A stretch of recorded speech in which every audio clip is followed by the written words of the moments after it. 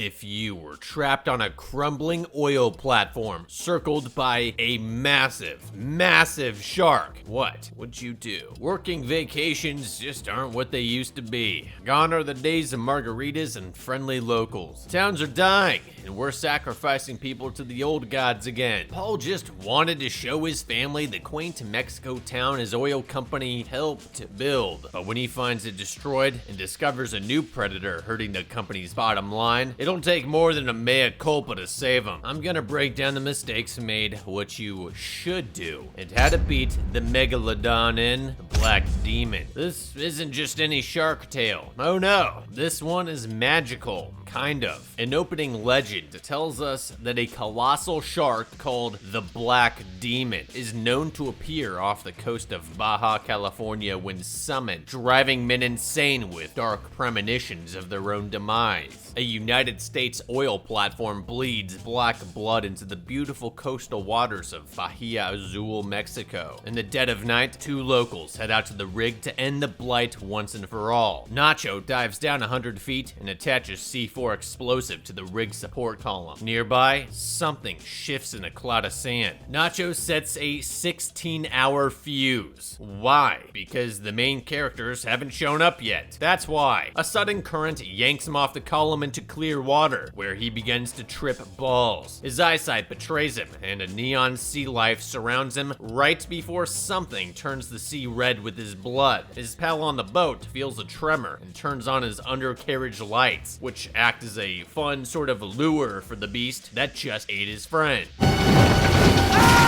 Hours later, oil flunky Paul, his wife, and their kids arrive in Bahia Azul. Time has not been kind to the town. In the years since they've last visited, restaurants have burned down, hotels have closed, and the locals get their kicks razzing gringos, especially gringos like Paul who work for the oil company that killed their town. Enos manages to calm them down and scores them a sweet escorted tour. Along the way, they pass an altar to Tlaloc, the Aztec god of earthly fertility and water. Their guide says the altar is there for protection and they're gonna need it. We're told later that Tlaloc has a taste for the tears of child sacrifices. Yummy. And that Aztec parents used to rip out their kids' fingernails to ensure they were crying when their throats were hardcore. Also, just to be clear, that's what this movie tells us. I'm just telling you what I heard. When he thinks no one's looking, Tommy swipes a little carved figurine. At least, he leaves a snack in exchange. Paul leaves his kid and wife at the town's only bar, which is still somehow the worst bar, saying his boss is adamant Paul's inspection of the oil platform happened today. He walks to the marina and asks the guard there to radio out to the rig to let them know he's coming. The guy says sure, then doesn't before pulling out a picture of Paul and tearing it in two.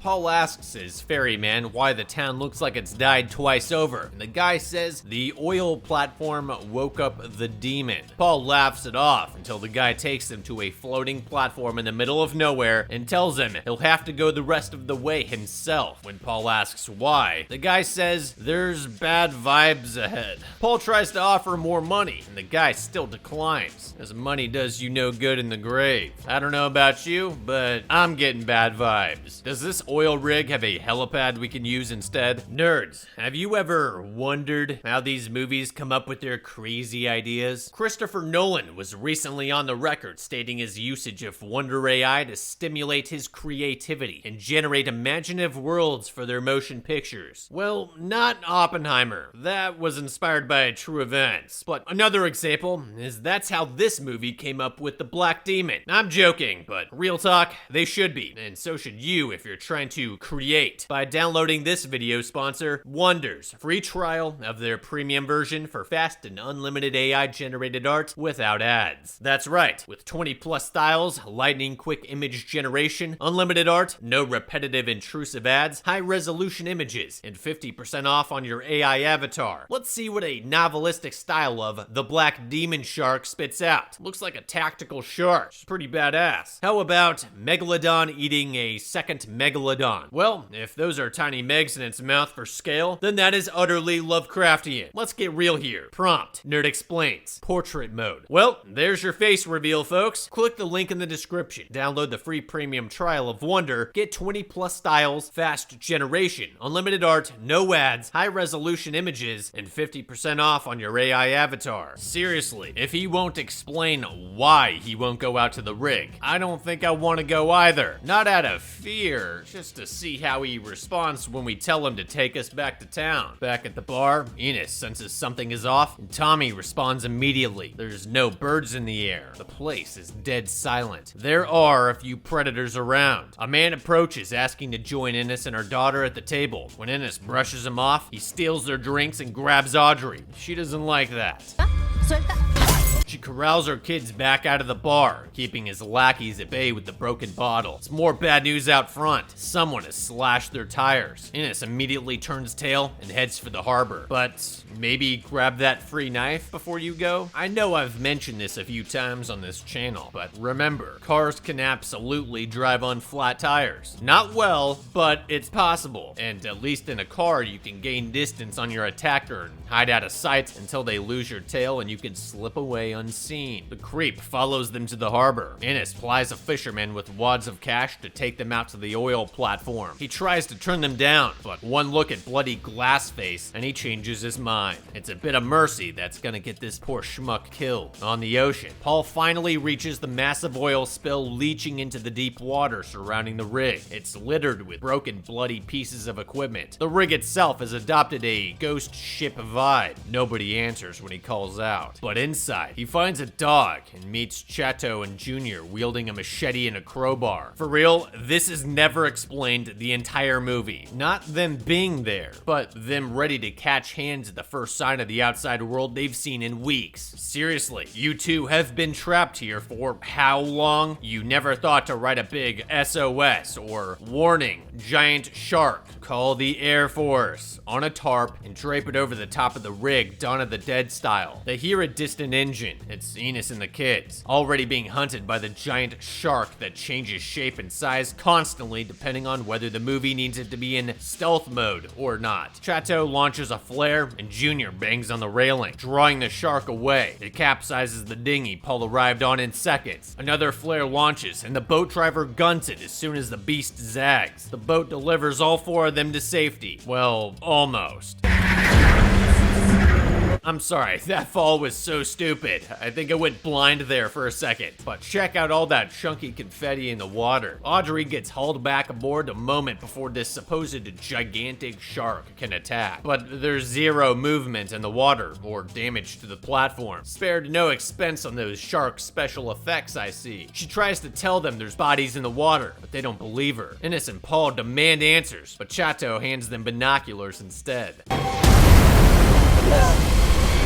That's just what happens when you lose your main character to plot armor. Seriously though, let me rant for a minute. Everyone in that one shark town went to great lengths to tell them that there's a demon out here without explaining what it is. Fine, if we're sacrificing tourists or seeking revenge against the oil company, I understand keeping it on the lowdown. My thing is, this boat driver knew what was out here. He knew better than to take them this far. So why didn't he agree to take them, then sail up the coast in shallow water and drop Enos and the kids off in the next town? Even if he couldn't tell them why he did it, he could have said the rig isn't safe. I don't even need to guess how fast Enos would have rounded up help for her husband and the rig. We've already seen what you can do with an empty bottle. I don't know, maybe he's cool with the whole child sacrifice thing, but why risk your own life? He bails knowing full well a giant bath toy with teeth is waiting nearby to tear him to shreds. And you, Chateau, you can't spare a flare for your homeboy over there? You can't bang on the railing to help him escape the same way you did to get the family here? Paul asks Chateau how long the shark's been out here, and we get the perfect answer that only makes sense in the movies. I don't know. I'm lost track of time. Okay, Jack Sparrow. In real life, the next thing Paul says is the date. Some simple math will give us the answer. Maybe if we know when it showed up, we might be able to hypothesize why. Unfortunately, this is the wrong long rig for straight answers. Chato loves delivering partial pieces of information. He says some crewmen escaped, some were eaten, and he and Junior were the only two smart enough to stay. But he'll never tell us what that means. He says the radios don't work, but that their calls went ignored. Well, which is it, you cryptic? And let me take a look just in case. The shark rams the structure twice. Paul realizes it's hitting the column where the entire structure's auxiliary power is. Chato says it's trying to take the structure down. It's taking its sweet time, isn't it? I feel like this thing could do a massive belly flop and finish the job already. He tells the family that the Megalodon is a manifestation of Tlaloc, punishment for taking too much and ruining the water. He says that they must kill the fish, but also that an ultimate sacrifice must be made to satisfy the Aztec god. Old Fish Face wasn't satisfied with the 100 other crew members he's already eaten. Americans just taste richer, I guess. Poor Paul, the middleman, a cog in a giant corporation that couldn't give two about him, is gonna have to pay for the sins of all humanity. I mean, all Baja California. It's not like the other parts of the ocean are polluted or anything. Paul supervises as Chato and Junior prepare to dive 246 feet, or 75 meters, in a diving bell to repair the power, hoping it'll fix the radio. The actual repairs are easy, over in a few minutes. It's the in the water that do the real damage. Junior hears chanting and sees a severed thumb before all manner of gruesome finger food drifts down around him. Junior panics, abandoning his gear. He sprint swims for the diving bell. Dude, you know this god likes to play pretty lights for people. Stay calm, keep a clear head. If you know it's a vision, it shouldn't freak you out this much. Chato spots the explosives, clocking the countdown at a little over 2 hours and 24 minutes remaining, just as the massive shark scrapes alongside him. In the diving bell, Junior seems to accept his fate, wedging his arms into place as the shark clamps down and begins tearing for the ocean floor. On the way, it cracks the bell like it's biting a gobstopper. Chato climbs aboard, and Paul reels in the catch of the day. You know what I'm gonna say, right? I feel like this scenario is begging for a sound trap. This oil platform has a crane, and somewhere in here, you know there's a stereo. Dangle that thing out there like a hook on a line, blaring whatever's passing for pop music nowadays, and let the beast go fish. Even if there isn't a stereo, a few large pieces of glass, cans, or hollow pipe strung together like a massive wind chime would provide the same distraction. Or use the rest of Junior's body. Paul is just standing there. Send him up on a crane as bait. Just conceal a giant, jagged piece of metal in it, so when it bites, it's gonna get a mouthful. We get a few minutes of human where Ennis demands that Paul take the Aztec god seriously, and Paul goes Super Saiyan on her for no reason. And Chato punches Paul for being a whiny oil company puppet. They remember the bomb below their feet for about 3 seconds, but who has time for that when we can argue over petty instead? Paul tells his kid to look for ways off the platform while he tries something out. Shouldn't all of you have been doing this from the start? I'd have done a full inventory 10 seconds after that shark breached and ate that dude's entire life. Instead, Ennis finds proof that despite Paul's claims that he never knew how bad things were on the rig, he actually covered up the problems. Which at least explains why that guard at the harbor was holding on to Paul's picture like a lovesick soldier. Tommy heads down to the dock to perform a spell. Tlaloc answers. The shark swims past, and a sudden swell of water carries Tommy off the platform. Ennis and Paul dive after him, and Paul bangs on the rig to draw the shark away long enough for Audrey to tow Ennis and Tommy in. See? Sound trap this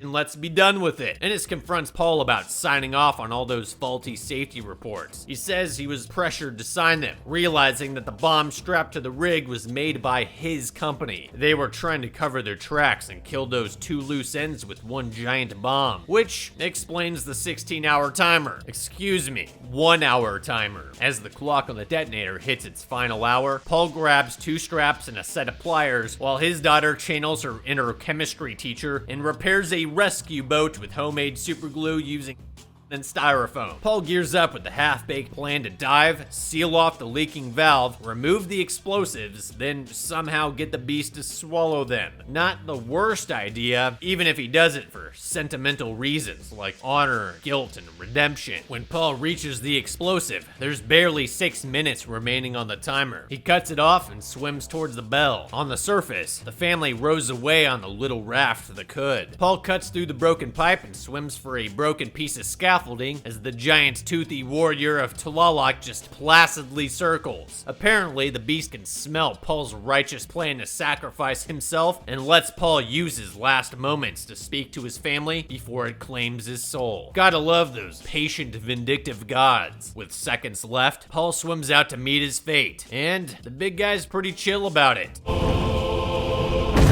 As Chateau and Paul's family are rescued, the rig collapses. So sweet and so unnecessary. You know what you can't do if you're dead? You can't live to prove you actually learned your lesson and be a better man. I know, the whole point of the movie is sacrifice and taking responsibility or whatever. But I say, let the ancient Aztec gods watch me change my tune after we've slayed the monster and lived to tell about it. Especially because fixing the broken pipe on this rig was so easy, it's almost sinful how long it took them to actually get around to it. You guys let oil seep out of this bish for months, and it literally took Paul 2 minutes to fix it. Had you tried fixing it earlier, it's highly likely the Black Demon wouldn't have shown up at all, saving all the crew members you keep saying were like family. Apparently, they weren't family enough to nip the problem in the bud months ago. Fixing the pipe earlier, like right after Junior's death, would have given us a little over 2 hours of time to lure the shark to eat the explosives without one of us having to sacrifice ourselves in the process. In fact, I would have pulled Junior's half a body onto the platform and kept it to use as bait for the lure. All we need to do is have Audrey's raft ready to go, strap the explosives to Junior's upper half, and weigh it down with dive weights. Then waggle it around like a worm on the end of a hook. Maybe this shark has the intelligence of a god, but to this point, it has eaten everything and hasn't gotten out of the water in time, so I'm calling shenanigans if it doesn't eat our lure. If that doesn't work,